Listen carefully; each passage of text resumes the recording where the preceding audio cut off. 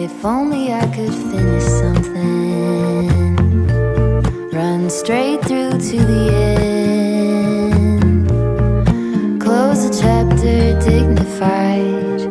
Damn girl, you did it again.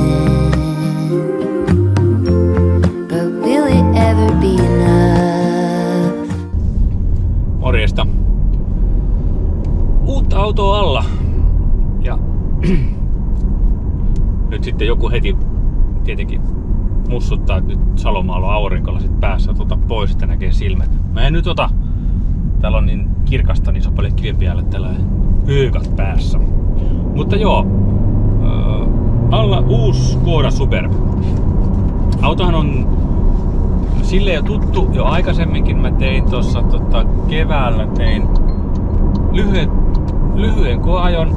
Auto kun tuli, se oli nuorten lätkän MM-kisojen yhteydessä, kun oli täällä Espoossa, niin tein lyhyen lenkin. Silloin olikohan se toukokuuta, muistaakseni, huhti-toukokuuta, joku semmoinen. Niin silloin tein Superbista lyhyen videonpätkän. Mä voin laittaa sen linkin tähän, niin voit käydä sen sitten sieltä katsomassa.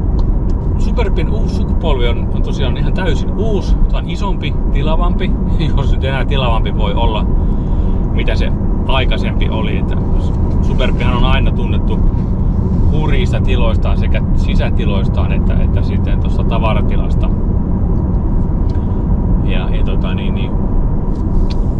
Mut mun mielestä on vähän niin kuin, jos puhutaan muotokielestä, niin ne jotenkin ulkopuoliset mitat Superbissa ei ainakaan mun silmällä jotenkin miellyttänyt. Se on ollut vähän jotenkin hankala. Vähän se pitkä puikula, ei silleen mun mieltä ole silmää hirveästi miellyttänyt.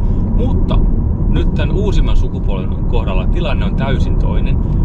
Mitään dramaattisia muutoksia ei ole tapahtunut, mutta niin kuin selkeästi jotenkin sopusointuisemman näköinen. Ja en tiedä, onko se meriitti vaiko sitten rasite, mutta mun mielestä tuolta takapäästä tulee mieleen ihan selkeästi Opel Insignia. Moottoripaletti on hyvin pitkälti tutun suuntaista settiä kuin aina aikaisemminkin, eli löytyy polttomoottoriversiota, dieseliä ja ladattavaa hybridiä.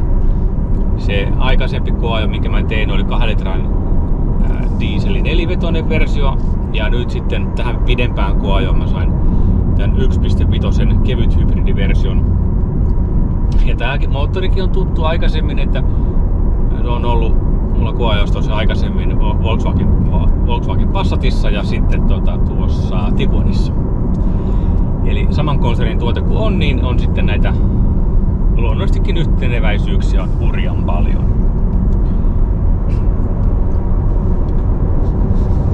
Mutta se mikä tässä niin musta tämän hulppeen ison Superbin kohdalla on se merkittävän asia, mun mielestä hinnoittelu on todella houkutteleva.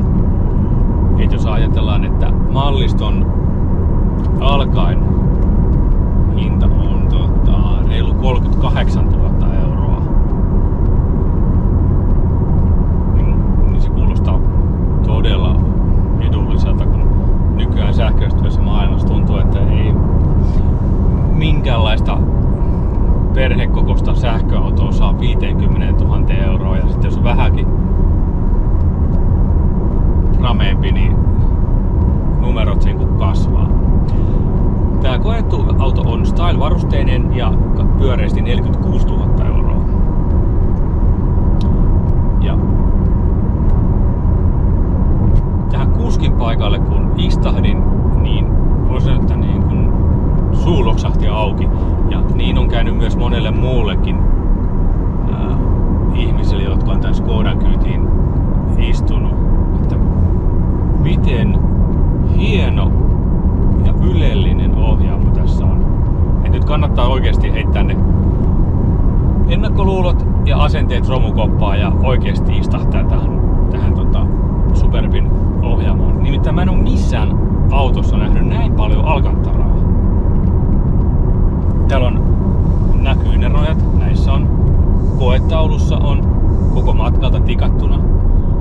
Ovi verhoilussa on, oven kyynärnojassa ja mikä vielä oven kahvassakin on. Okei, ei ole sisäpuolella, mutta se on ehkä parempi, ettei sisäpuolella. Mutta että on tyylikkään näköistä muotoilua. Semmoista kovaa, halpaa muovia ei ole missään.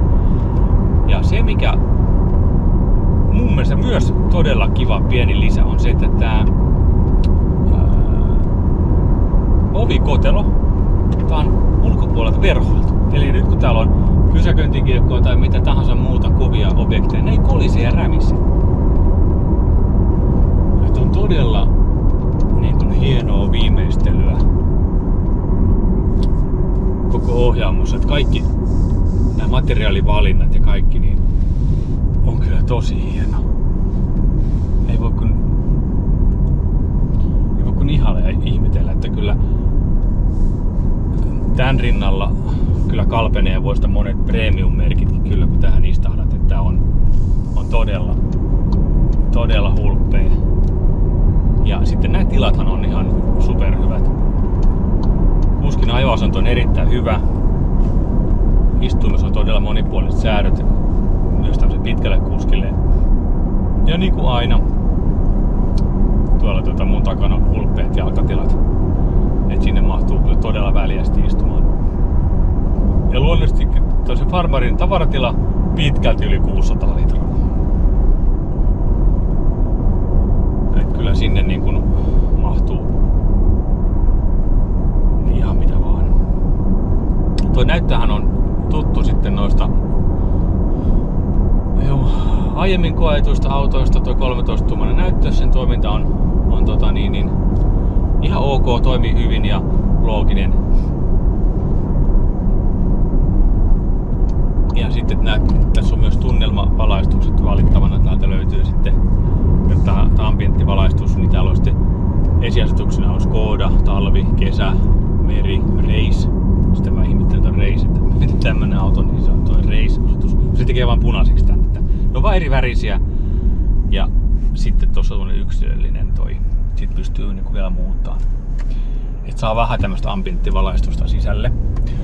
Mutta se, et jos joku on nähnyt Kausiolan aikaisemmissa videoissa, mä oon tehnyt uusista Mercedesistä videoita niiden sisustasta ja sen ambienttivalaistuksesta, niin eihän semmoseen yksikään merkki markkinoilla ole lähtenyt semmoseen valojen ilotulitukseen, mitä Mercedes tekee näitä uusien EQS ja sitten E-sarjan Mercedesten kohdalla. Se on ihan fantastisen hienoa työtä, mitä ne siinä tekee, että semmoiseen ei tietenkään tässä lähdetä. Jos siihen vertaan, tämä on aika aneeminen, mutta on kuitenkin tosi hyvä. Toisaalta se Mercedesen mahtava valojen ilotulitus ei ole kaikkien mieleen, mutta siinä on onneksi se, että sen saa pois. Että sitä ei ole pakko, että jos se ärsyttää tai rasittaa tai jotakin, niin voit sitten klikata sen pois. Et sinänsä se ei ole mikään niin kuin pakotettu juttu. Sama tässäkin, että tämän pystyy kytkeä pois päältä, että jos tuntuu, että ei halua. Mutta onhan sitten sanomattakin selvää, että tämmönen 150-heppainen moottori, mikä tuottaa 250 Nm vääntö, niin ei tää mikään semmonen raketti ole. Tuttu 0-100 reilu 9 sekuntia. Et ihan riittää tosi hyvin arkiajoon. Tämän tehoisilla autoillahan ihmiset on aina, tämän tehoisilla vaan tämän nopeuksilla autoilla ihmiset on aina keskimäärin liikkuneet, mitkä tarjoaa suurin piirtein tämmöisen suorituskyvyn.